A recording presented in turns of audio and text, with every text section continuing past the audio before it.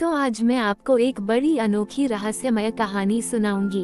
अगर आप चैनल पर नए हैं तो अभी सब्सक्राइब कर ले। यह मेरा दूसरा नया चैनल है ताकि और भी रहस्यमय कहानी सबसे पहले आप तक पहुंचे तथा कहानी पूरी देखे, क्योंकि अंत में एक अनोखा रहस्य खुलेगी। धन्यवाद। तो सुनिए। पुरी की रथ यात्रा केवल एक त्योहार नहीं थी, बल्कि यह लाखों दिलों को जोड़ने वाला एक अदृश्य धागा था। हर साल जब भगवान जगन्नाथ, बलभद्र और सुभद्रा अपने विशाल रथों पर विराजमान होकर गुंडिचा मंदिर की ओर निकलते थे, तो ऐसा लगता था मानो पूरा ब्रह्मांड एक साथ झूम रहा हो। लेकिन ये कहानी एक ऐसे व्यक्ति की है जिसने इस अदृश्य धागे के असली अर्थ को समझा। उसका नाम गोविंद था। वो पुरी के बाहरी इलाके में रहता था और रथ यात्रा के दिनों में मंदिर के आसपास छोटी मोटी चीजें बेचकर गुजारा करता था।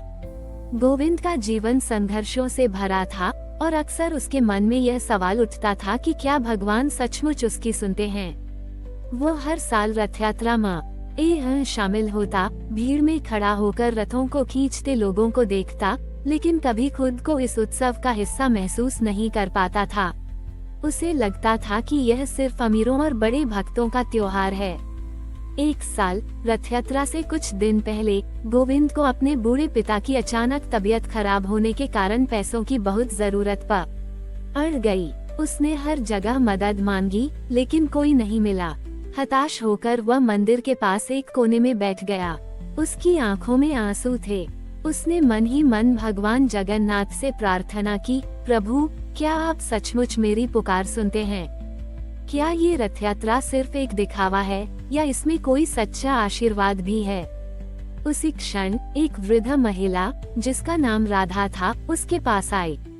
राधा एक साधारण सी दिखने वाली महिला थी जो अपनी पूरी जिंदगी मंदिर की सेवा में लगी रही थी। उसने गोविंद की उदासी भांप ली। बेटा, क्या हुआ? उसने पूछा। गोविंद ने अपनी सारी परेशानी उसे बता दी। राधा ने ध्यान से सुना और फिर मुस्कुराई। गोविंद, रथ यात्रा सिर्फ रथों को खींचने या प्रसाद खाने का नाम नहीं है। यह एकता और प्रेम का प्रतीक है। भगवान जगन्नाथ अपने रथ पर इसलिए निकलते हैं ताकि वे हर किसी तक पहुंच सके, चाहे वह अमीर हो या गरीब, चाहे वह ताकतवर हो या कमजोर। राधा ने अपनी पोटली से कुछ तांबे के सिक्के निकाले और गोविंद को दिए। ये सब तो नहीं है, लेकिन शायद इससे थोड़ी मदद मिले। और सुनो, इस बार रथ यात्रा में तुम भी एक अदृश्य धागा पकड़ना। गोविंद हैरान हुआ। अदृश्य धागा, वह क्या होता है? राधा ने समझाया, जब लाखों लोग रथों को खींचते हैं तो वे केवल रस्सियां नहीं खींचते, वे विश्वास और एकता का एक अदृश्य धागा खींचते हैं। हर व्यक्ति का छोटा सा प्रयास उस धागे को मजबूत बनाता है। इस बार तुम भी अपनी पूरी शक्ति से, अपने दिल से उस धागे को पकड़ना। सोचना कि तुम केवल रथ नहीं खींच रहे, बल्कि तुम भगवान को अपने घर, अपने जीवन में आमंत्रित कर रहे हो। अगले दिन रथ यात्रा का दिन था। गोविंद सुबह जल्दी उठा, उसने स्नान किया और मंदिर की ओर चल दिया। उसके पास पैसे तो कम थे, लेकिन राधा माँ की बातें उसके दिल में गूंज रही थीं। जब रथों को खींचने का समय आया तो लाखों की भीड़ में गोविंद भी एक रस्सी को पकड़ने के लिए आगे बढ़ा। वह जानता था कि वह शारीरिक रूप से कमजोर है, लेकिन उसने राधा माँ के शब्दों को याद किया, अदृश्य धागा। जैसे ही उसने रस्सी को छुआ, उसे लगा कि एक अद्भुत ऊर्जा उसके शरीर में दौड़ गई। वह केवल एक रस्सी नहीं खींच रहा था, बल्कि वह लाखों लोगों की आस्था, उम्मीद और भक्ति के साथ जुड़ा हुआ था।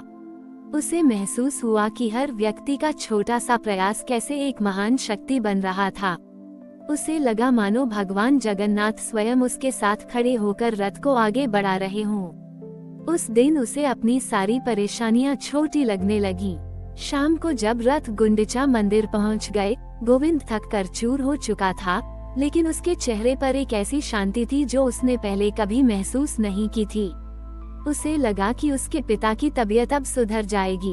और सचमुच, जब वह घर पहुंचा तो उसके पिता कुछ बेहतर महसूस कर रहे थे। गोविंद ने समझा कि रथ यात्रा का असली अर्थ क्या है। ये केवल एक धार्मिक जुलूस नहीं था, बल्कि यह मानवता का उत्सव था, जहां हर व्यक्ति, अपने छोटे से योगदान से एक महान उद्देश्य का हिस्सा बनता है। उस दिन से गोविंद ने कभी खुद को अकेला महसूस नहीं किया। उसे पता था कि वह रथ यात्रा के अदृश्य धागे से जुड़ा हुआ है और भगवान जगन्नाथ हमेशा उसके साथ हैं, चाहे परिस्थितियां कैसी भी क्यों न हो। गोविंद के जीवन में रथ यात्रा का वह अनुभव एक मोड़ साबित हुआ। वह अब केवल एक विक्रेता नहीं था, बल्कि हर साल रथ यात्रा से पहले वह गांव के लोगों को इकट्ठा करता। वो उन्हें राधा माँ की बातें बताता, अदृश्य धागा की अवधारणा समझाता। उसकी कहानियों ने लोगों के भीतर एक नई ऊर्जा और एकता की भावना जगा दी थी। अब रथ यात्रा सिर्फ एक विशाल जुलूस नहीं थी, बल्कि यह गांव-गांव में आपसी सहयोग और भाईचारे का प्रतीक बन गई थी। लोग एक दूसरे की मदद करने लगे, ठीक वैसे ही जैसे रथ को आगे बढ़ाने के लिए हर किसी के प्रयास की जरूरत होती है। गोविंद ने देखा कि रथ यात्रा से कई दिन पहले ही लोग अपने घरों और गलियों की सफाई करने लगते थे, न केवल मेहमानों के लिए, बल्कि यह मानते हुए कि वे भगवान के स्वागत की तैयारी कर रहे हैं। एक बार रथ यात्रा के दौरान अचानक भारी बारिश शुरू हो गई। आसमान से मूसलाधार पानी बरस रहा था और सड़कें कीचड़ से भर गईं। कई लोग रथ खींचने से हिचकने लगे, क्योंकि ऐसी स्थिति में रथ को आगे बढ़ाना बहुत मुश्किल था। रथ वहीं रुक गया। भीड़ में निराशा फैलने लगी। तभी गोविंद आगे बढ़ा। उसकी आवाज बारिश में भी साफ सुनाई दे रही थी। भाइयों और बहनों, उसने पुकारा, क्या हम भूल गए कि हम क्यों यहाँ हैं? यह बारिश हमें आजमा रही है, ये देख रही है कि हमारा विश्वास कितना मजबूत है। क्या हम उस अदृश्य धागे को तोड़ देंगे जो हमें भगवान से जोड़ता है? उसने अपनी आंखों में चमक के साथ कहा, सोचो, यह बारिश भगवान का एक और रूप है। वो हमें सिखा रहे हैं कि चुनौती में भी हमें एकजुट रहना है। अगर एक भी व्यक्ति पीछे हटा तो ये धागा कमजोर हो जाएगा। हमें एक दूसरे का हाथ पकड़ना होगा, कीचड़ की परवाह नहीं करनी होगी और केवल एक ही लक्ष्य देखना होगा, भगवान को उनके गंतव्य तक पहुंचाना। उद्धरण चिन्ह। गोविंद के शब्दों में एक ऐसी शक्ति थी जिसने भीड़ में नई जान डाल दी। लोग एक दूसरे का हाथ पकड़कर एक दूसरे को सहारा देते हुए फिर से रस्सियों की ओर बढ़े। उन्होंने अपने कपड़ों और कीचड़ की परवाह नहीं की। बच्चों ने भी बड़ों की मदद की, छोटे छोटे पत्थरों और लकड़ी के टुकड़ों से कीचड़ को हटाने की कोशिश की। बारिश में भी उनके चेहरे पर एक दृढ़ संकल्प और मुस्कान थी। वे भजन गाते रहे और जय जगन्नाथ के नारे लगाते रहे। उनकी सामूहिक शक्ति अद्भुत थी।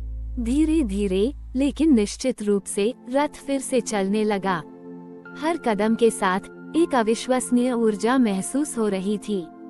जब रथ अंततः गुंडिचा मंदिर पहुंचा, तो आसमान साफ हो चुका था और सूरज चमक रहा था। लोगों के चेहरे पर कीचड़ था, लेकिन उनकी आंखों में जीत और भक्ति का प्रकाश था। उन्हें लगा कि उन्होंने केवल एक रथ नहीं खींचा, बल्कि उन्होंने अपने विश्वास की परीक्षा पास की थी। गोविंद ने दूर खड़े होकर इस दृश्य को देखा। उसे महसूस हुआ कि रथ यात्रा अब केवल एक उत्सव नहीं थी, बल्कि यह जीवन का प्रतीक बन चुकी थी, जिसमें चुनौतियां आती हैं, लेकिन एकता, विश्वास और आपसी प्रेम के अदृश्य धागे से हम हर बाधा को पार कर सकते हैं। उसे लगा कि भगवान जगन्नाथ स्वयं इस पूरे दृश्य को देखकर मुस्कुरा रहे हैं और उनके प्रेम का धागा हमेशा के लिए नीलाचल की धरती से जुड़ा रहेगा। उस बारिश वाली रथ यात्रा के बाद गोविंद का नाम पुरी के हर घर में सम्मान से लिया जाने लगा। वो अब सिर्फ कहानी सुनाने वाला नहीं था, बल्कि वह प्रेरणा का स्रोत बन चुका था। लोगों ने उसे रथ का सारथी कहना शुरू कर दिया था। भले ही वह शारीरिक रूप से रथ नहीं खींचता था, लेकिन उसने अपने शब्दों और विश्वास से लोगों के दिलों में रथ को आगे बढ़ाने का साहस भर दिया था। गोविंद ने अपनी बाकी जिंदगी समुदाय और सेवा को समर्पित कर दी। वह लोगों के बीच विवादों को सुलझाता, गरीबों की मदद करता और बच्चों को जगन्नाथ भगवान की ऐसी कहानियां सुनाता जिनमें जीवन के गहरे सबक छिपे होते थे। उसने कभी किसी से कुछ नहीं मांगा, क्योंकि उसे पता था कि भगवान का आशीर्वाद किसी धन दौलत में नहीं, बल्कि प्रेम और निस्वार्थ सेवा में है। कई साल बीत गए। गोविंद बूढ़ा हो गया। उसके बाल सफेद हो चुके थे, लेकिन उसकी आंखों में वही चमक थी जो उस दिन थी जब उसने पहली बार अदृश्य धागे को महसूस किया था। रथ यात्रा का दिन फिर आया।